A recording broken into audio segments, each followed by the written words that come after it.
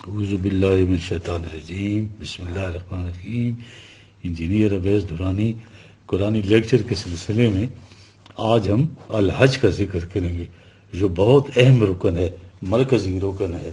ہر رکن اپنی جگہ بہت ہی اہمیت رکھتا ہے جی۔ تو پہلے ہم اس کے بارے میں اس کا تذکرہ کریں گے آج کا جی۔ الحج، ارادہ کرنا، قصد کرنا، ہا جیم جیم، یہ اس کے روٹس ہیں جی۔ حجج تو فلانا، میں نے اس کا قصد کیا، ٹھیک ہے، میں نے اس کا ارادہ کیا، ٹھیک ہے جی۔ الحج جی، حج جو ہے عالم اسلام کا وہ عالمگیر اجتماع ہے جو امت کے مرکز محسوس یعنی کعبہ میں اس غرض کے لیے منعقد ہوتا ہے کہ ملت کے تمام اجتماعی امور کا حل قرآنی دلائل و حجت کی روح سے تلاش کیا جائے، کیونکہ حج سے مراد وہ مسائل جو قرآنی دلائل اور حجت کی روح سے حل کیے جائیں۔ اس طرح یہ امت اپنے فائدے کی بات کو اپنی آنکھوں کے سامنے دیکھ لے یشہدوا منافع لہم، ٹھیک ہے جی، یہ یشہدوا منافع لہم، یہ 22/28، تاکہ یہ اپنے فائدے کی باتوں کو اپنے سامنے محسوس شکل میں دیکھ لیں۔ نظام کے قیام کے لیے مرکزی اجتماعات نہایت ضروری ہوتے ہیں۔ غور کریں، قرآن جو ہے اس زمانے مشاورتی نظام دے رہا ہے 42/38، اور اس کے لیے اجتماعات کا تصور، جبکہ ساری دنیا پر بادشاہی نظام مسلط تھا اور دنیا اسے خدا کی رحمت سمجھتے اور بادشاہوں کو ایشور کا اوتار سمجھتے تھے، اور خدائی اختیارات ڈیوائن رائٹس کا حامل۔ صلات کے مقامی اجتماع سے لے کر حج کے عالمگیر اجتماعات تک ہر اجتماع کی غرض یہ ہے کہ امت کے نمائندے باہمی مشاورت سے قرآنی نظام کے استحکام اور نو انسانی کی بہبود کے سامان و ذرائع پر غور کرے۔ دیکھ رہے ہیں جی، تصور اس زمانے کو اور اب جو آیا ہے جی۔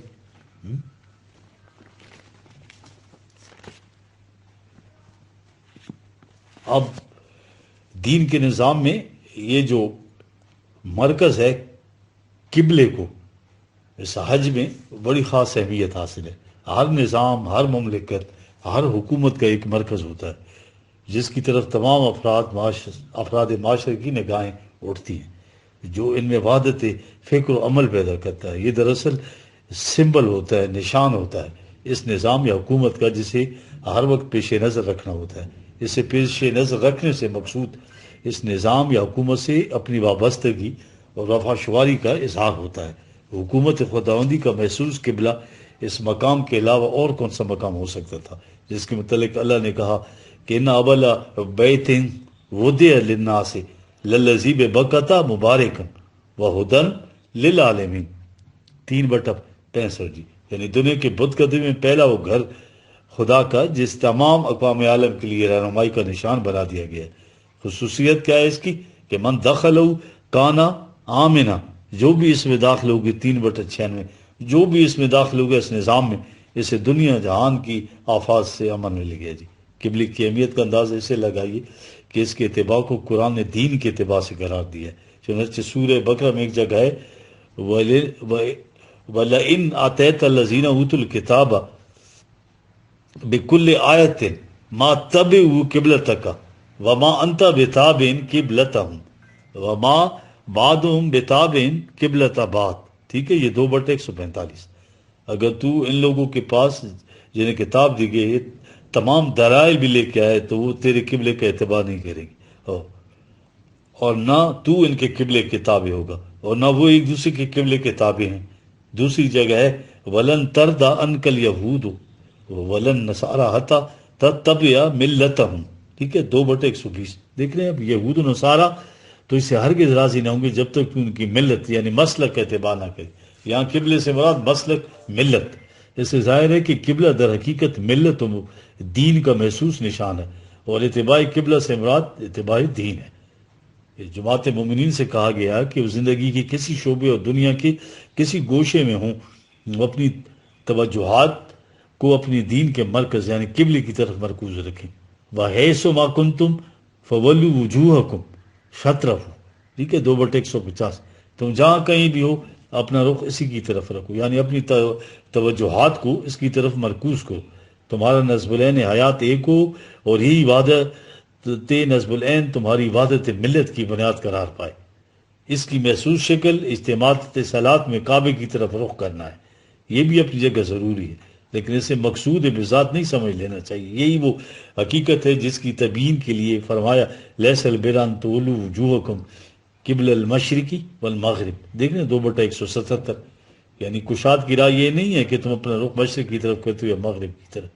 قبل کو قبلتن کی جمع تصور کر لیا جائے تو اس آیت کا مفہوم یہ ہوگا کہ مشرق کو مغرب میں جس قدر قبلے ہیں، وہ کسی قوم کی یا کسی مذہب کے ہوں، ان کی ساری اہمیت جو ہے نا وہ ریلیٹیو ہے، اضافی ہے، ذاتی نہیں ہے۔ یہ بات بالکل واضح ہے، جو چیزیں کسی نظام کے لیے محسوس نشانات کا کام دیتی ہیں، جب تک وہ نظام قائم رہے ان نشانات کی اہمیت حتمی اور یقینی، اور ان کا احترام اور التزام جو ہے نہایت ضروری۔ اسی کو دوسری جگہ شاعر اللہ کہا گیا ہے، دیکھیو، ٹھیک ہے۔ لیکن جب نظام باقی نہ رہے تو ان نشانات کا احترام محض ایک ریچول بن کر رہ جاتا ہے۔ یہ ہے وہ لطیف اور اہم نقطہ جس کی وضاحت کے لیے قرآن نے ایک جگہ تاکیداً کہا کہ تم جہاں کہیں بھی ہو اپنا رخ اپنے دین اور نظام کے محسوس مرکز کی طرف رکھو، اس سے معلوم ہو جائے گا کہ تمہاری وفا شواریوں کا مرکز کیا ہے، لیکن اس یہ نہیں سمجھ لینا کہ اس مرکز کی طرف منہ کرنا مقصود بذات ہے۔ سوال یہ پیدا ہوتا ہے کہ جب نظام گم ہو جائے اور قوم انفرادی زندگی بسر کر رہی ہو لیکن اس کے دل میں اس نظام کے قیام کی آرزو ہو، تو اس وقت قبلہ کس سے بنایا جائے؟ یعنی اس وقت اجتماعی زندگی کی ابتدا کہاں سے کی جائے؟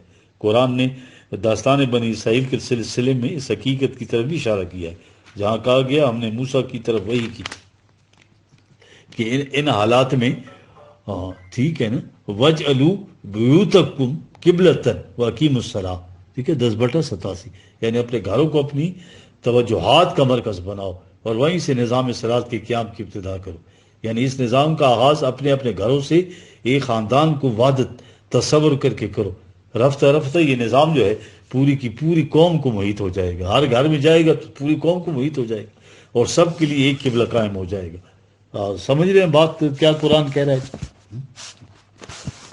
یہودیوں کے لیے اجتماعی مرکز بیت المقدس تھا، لیکن یہودیوں نے دین خداوندی کو اپنی نسل تک محدود کر لیا، لہٰذا یہ مرکز بھی ان کا قومی مرکز بن کر رہ گیا۔ عالمگیر انسانی برادری کا مرکز نہ رہا، ایک یہود پر ہی کیا موقوف۔ اس وقت دنیا کے کسی مذہب اور کسی قوم کے سامنے بھی عالمگیر انسانیت کی عبادت کا تصور نہیں تھا اس زمانے میں۔ ان کے برعکس قرآن کے پیش نظر تمام نوع انسانی کو ایک مرکز پر جمع کرنا تھا، اس لیے مختلف قومی مراکز میں سے کسی کو بھی اپنا مرکز قرار نہیں دے سکتا تھا۔ وہ اس کعبے کو مرکز قرار دے سکتا تھا جس کی بنیاد جو ہے حضرت ابراہیم علیہ السلام کے ہاتھوں اسی مقصد کے لیے رکھی گئی تھی۔ 2/127 آیت پڑھ لیں۔ اس مقام کو مثابۃ للناس و امنا کہا گیا ہے، 2/145، یعنی تمام نوع انسانی کے لیے پناہ گاہ، اور سوان العاکف فی والباد، 22/25، یعنی وہاں کے باشندوں اور باہر سے آنے والوں کی سب کے لیے یکساں۔ یہ بنا ہی تمام انسانوں کے فائدے کے لیے گیا تھا۔ یہ تھا وہ مقصد جس کے لیے کعبے کو دین خداوندی کا مرکز قبلہ بنایا گیا۔ جہاں تک خود امت مسلمہ کا تعلق ہے، تعین قبلہ کا مقصد یہ بتایا گیا ہے کہ وَكَذَلِكَ جَعَلْنَاكُمْ أُمَّةً وَسَطًا لِتَكُونُوا شُهَدَاءَ عَلَى النَّاسِ وَيَكُونَ الرَّسُولُ عَلَيْكُمْ شَهِيدًا، 2/143۔ اور اس طرح ہم نے تمہیں ایک بین الاقوامی امت بنا دی تاکہ تم اقوام عالم کے اعمال کی نگراں رہو، اور رسول یہ تمہارا مرکز ملت ہے، یہ تمہارے اعمال کا نگراں رہے۔ اس آیہ جلیلہ میں مسلمانوں کے مقصد حیات، مقام اور طریق عمل کو بہار اور نکھار کا سامنے لایا گیا ہے۔ کعبے کو قبلہ اس لیے بنایا گیا کہ دین جو ہے قومی دوائر سے نکل کر عالمگیر انسانیت کو محیط ہو جائے۔ اس دین کی حامل امت کا فریضہ یہ ہے کہ وہ دیگر اقوام عالم کے اعمال کی نگراں رہے کہ کون سی قوم نو انسانی کے لیے کیا کچھ کر رہی ہے۔ اس مقصد کے لیے اجتماعی نظام کی ضرورت ہے جو ساری دنیا سے ظلم و جبر اور یہ جتنے اغلال التی ان کے اسرار و اغلال ہیں ان کو توڑے گی۔ اس نظام کا مرکز رسول اور رسول کے بعد اس کے جہاں سچے جانشین ہوں گے۔ جب تک یہ نظام قائم رہا تعین قبلہ کا منشا پورا ہوتا رہا۔ جب یہ نگاہوں سے اوجھل ہو گیا، نہ اس امت کا وہ مقام رہا، نہ اس قبلے کی وہ حیثیت۔ رہ گئی رسم ازاں روح بلالی لہنی۔ اس رسم میں روح بیدار کرنے کے لیے ضروری ہے کہ پھر سے اس نظام کو زندہ اور قائم کیا جائے۔ قرآن کریم کی موجودگی میں اس نظام کا احیاء کچھ بھی مشکل نہیں. قرآن کو ہمیشہ کے لیے محفوظ اس لیے رکھا گیا ہے کہ اس پر جو ہے یہ متفر نظام ہمیشہ قائم رہے. اگر یہ کسی وقت بدقسمتی سے موجود نہ رہے تو اس کی دوبارہ تشکیل کی جا سکے. دنیا اب اپنی قومی تنگناؤں سے دل برداشتہ ہو کر کسی عالمگیر نظام کی متمنی ہوتی جا رہی ہے. ہاں، اس نظام کے لیے ایک مشترکہ ضابطۂ حیات کی ضرورت ہے. یہ ضابطۂ حیات قرآن کے علاوہ اور کہیں نہیں ہو سکتے. جس دن دنیا نے اس حقیقت کو سمجھ لیا کہ عالمگیر نظام میں حکومت کے خواب کی تعبیر سامنے آ جائے گی، لیکن اس کے لیے سب سے پہلے ضروری یہ کہ قرآن پر ایمان رکھنے والی امت اپنے اندر وحدت پیدا کرے. یہ فرقے سارے ختم کرو، اس قسم کے نظام کو متشکل کر کے دکھائے کسی اپنے ریاست میں. اگر اس قوم کے قبلے مختلف رہے تو ساری دنیا کا ایک قبلہ کس طرح بن سکے گا؟ سمجھ گئے؟ یہ ہے وہ چیز جو بتانا چاہتے ہیں کہ اب آتے ہیں یہ دنیا میں اس وقت کیا ہو رہا تھا. جی یہ دیکھیے جی، بہت ضروری چیز ہے جو مد نظر رکھنی چاہیے. اس سرزمین پر جو ہے جب سے انسانی شعور نے آنکھ کھولی، ایک اہم سوال کے حل میں غلطاؤں کی جان نظر آ رہا ہے. ظاہر ہے انسانوں نے باہم مل جل کر رہنا ہے اور سب مل جل کر رہتے ہیں تو ان کے مفاد ایک دوسرے سے ٹکراتے ہیں. اس تصادم اور ٹکراؤ سے فساد کی چنگاریاں اٹھتی ہیں جی، جو ان کے خیرمن امن و سلامتی کو جلا کر راکھ کر ڈھیر بنا دیتی ہے.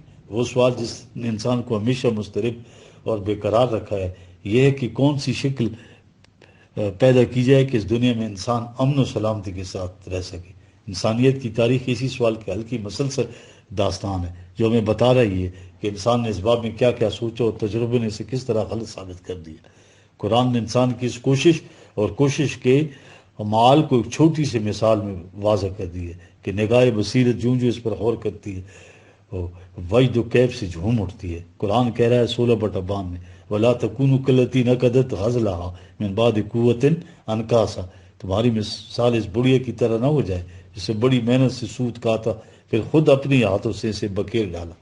قرآن اس چھوٹی سی مثال کو سامنے رکھیے قرآن کی تاریخ کی اوراق دیکھیے. عبرت کی کتنی داستانیں ہیں جو اس کے اندر لپٹی ہوئی ہیں. انسان نامرادی اور ناکامیوں کے کتنے حوادث ہیں جو اس میں پوشیدہ ہیں. ہر دور کے انسان کی جد و جہد پر غور کریں اور اپنے لیے عظیم و شان نظام تمدن تعمیر کرتا ہے.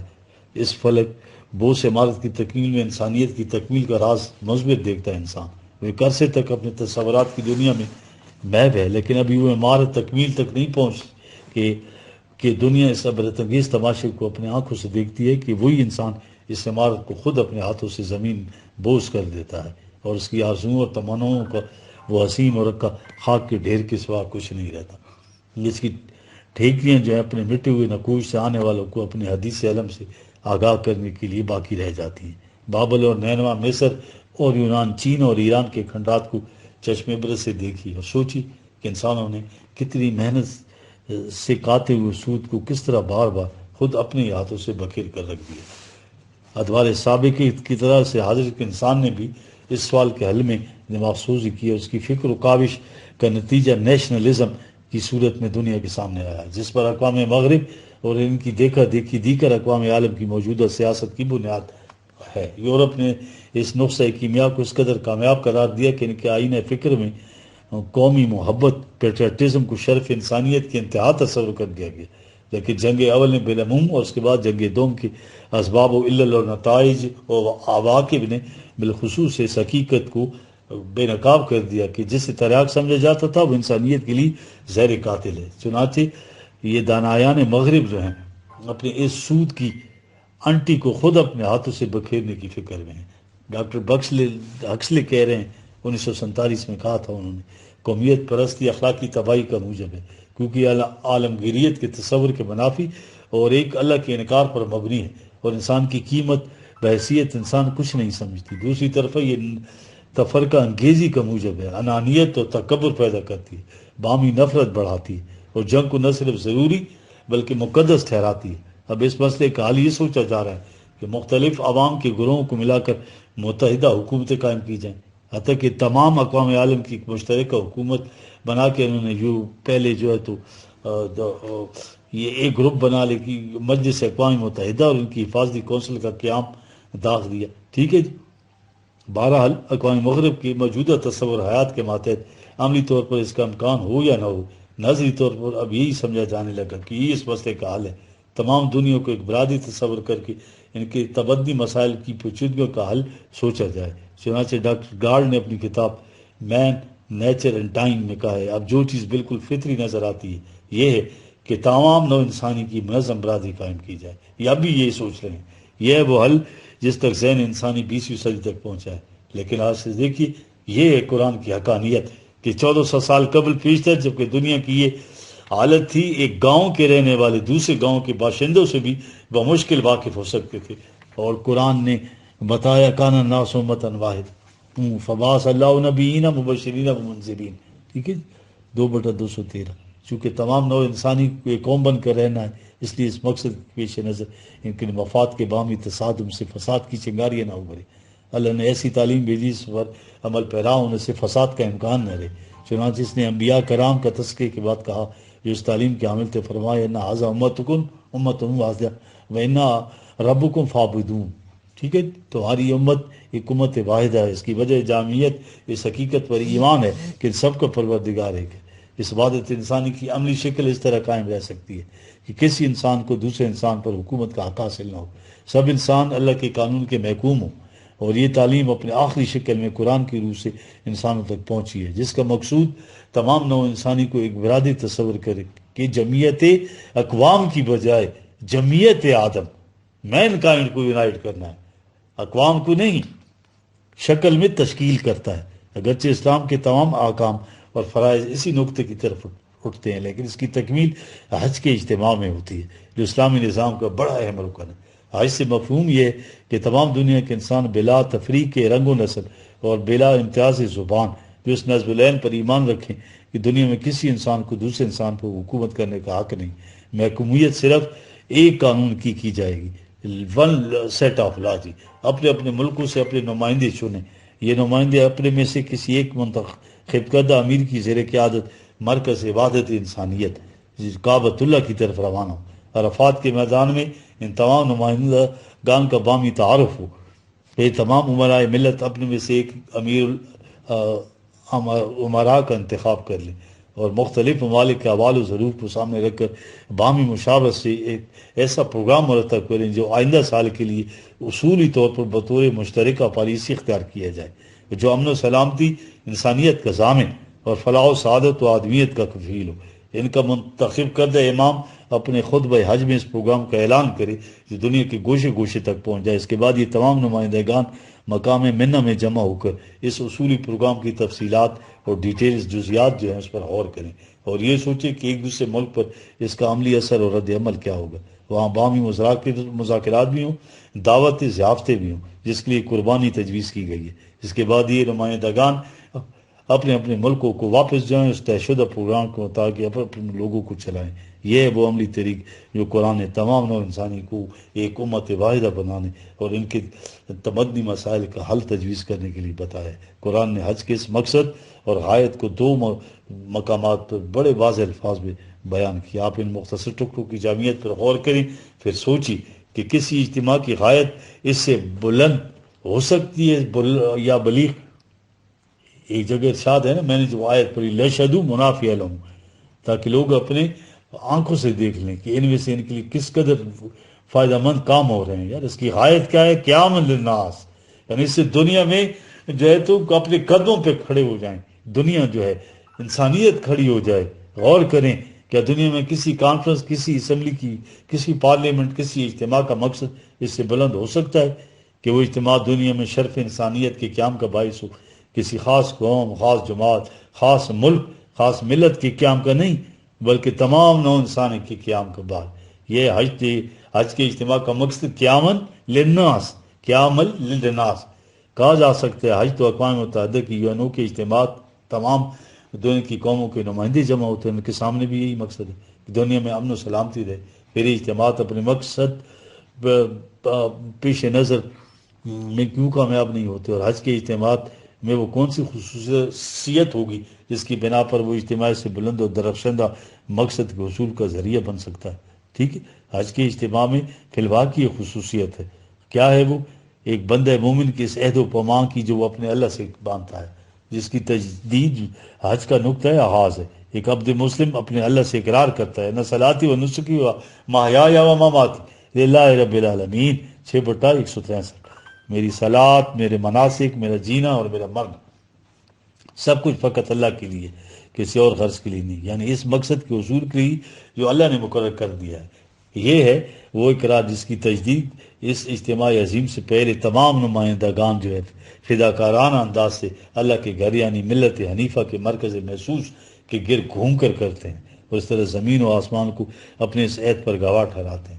ان نصب العین کو دل میں لیے ہوئی یہ نمائندگان جو ہے نو انسانیت کی فلاح و سعادت کا پروگرام مرتب کرنے اور اس پر عمل پیرا ہونے کا عہد باندھتے ہیں۔ یہ وہ خصوصیت جو دنیا میں کسی اور اجتماع کو حاصل نہیں، فلہذا وہ اجتماعات بلند آنکھ داہوں کے باوجود انسانیت کی فلاح و بہبود کے لیے آج تک نہ کر سکے ہیں اور نہ کریں گے۔ پہلی جنگ عظیم کے بعد اقوام مغرب نے دیکھیں نا یہ لیگ آف نیشن بنائی، لیکن علامہ کے الفاظ میں کفن چوروں کی جماعت بری طرح ناکام ہوئی، واقعات اس پر شاہد ہیں۔ اس کے ٹھیک ہے جی۔ اب یہ ان کا خیال تھا کہ دنیا کے مختلف قوموں کے نمائندوں کو یکجا کر کے باہمی بحث و تمیز سے دنیا کا امن قائم کیا جا سکتا ہے۔ دوسری عالمگیر جنگ کے بعد اقوام مغرب نے پھر اپنے ناکام تجربے کو دہرایا اور لیگ آف نیشنز UNO بنا دی۔ اس سے کامیابی ہو جائے گی۔ یہ جمعیت اقوام متحدہ کس طرح بری طرح ناکام ثابت ہو رہی ہے، UNO بھی اس کا اندازہ اس سے لگائی کہ لوگوں کو ان کے اوپر جو ہے تو بالکل اعتماد ہی نہیں رہا۔ یہ وہاں 6 سیکیورٹی کونسل والے بٹھائے ہوئے ہیں، جو وہ چاہتے ہیں وہی کرتے ہیں، وہی ایکسپلائٹیشن ہے۔ اب یہ مسٹر ریویز کے الفاظ میں سنیے اس کے بارے میں، ہمارے سامنے جو مسئلہ ہے وہ قوموں کے باہمی تعلقات کا مسئلہ نہیں، بلکہ اصل مسئلہ یہ ہے کہ نیشنلزم نے انسانی معاشرے میں جو خلجان پیدا کر رکھا ہے اسے کس طرح دور کیا جائے۔ اور یہ ظاہر ہے کہ یہ خلجان نیشنلزم یا انٹرنیشنلزم کے ذریعے دور نہیں ہو سکتا۔ جس چیز کی ضرورت ہے وہ نو انسانی کی برادری ہے، امتن واحدہ، نہ کہ بین الاقوامیت۔